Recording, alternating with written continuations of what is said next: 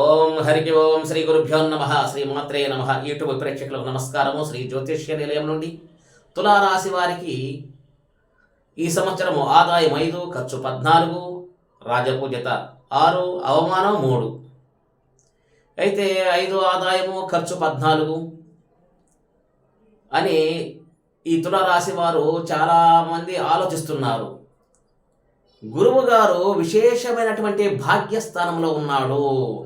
భాగ్యస్థానంలో ఉండటం వలన ధనకటాక్షము బాగా వస్తుంది. వారు రియల్ ఎస్టేట్ కానీ, వ్యాపార వ్యవసాయ ఉద్యోగం ఏది చేసినా కానీ ధనం మాత్రం ఖచ్చితంగా వస్తుంది. అయితే వచ్చిన ధనం అయితే టోటల్గా నిలబట్టడానికి అవకాశం లేదు. మొత్తం ఖర్చు అయిపోతున్నది. ఏమి చిల్లిగవ్వ కూడా చేతిలో నిలబడదు, మొత్తం ఖర్చు అయిపోతుంది. కారణం, మీరు ధనము నిలబడాలా, మీకు విజయము సాధించుకోవాలా, చేసే వ్యాపార వ్యవసాయంలో మంచి డెవలప్మెంటు, రియల్ ఎస్టేటు దేంట్లైనా కానీ మంచి వృద్ధి డెవలప్మెంట్ కావాలంటే లాభస్థానములో కేతువు గారు ఉన్నారు. రాహు కేతువులకి తప్పనిసరిగా పరిహారం చేసుకోండి. రాహు కేతువులకి తప్పనిసరిగా పరిహారం చేసుకోవటం వల్ల మీకు ధనము నిలబడుతుంది, మీ కోరికలు నెరవేరుతాయి, అందులో సందేహం లేదు.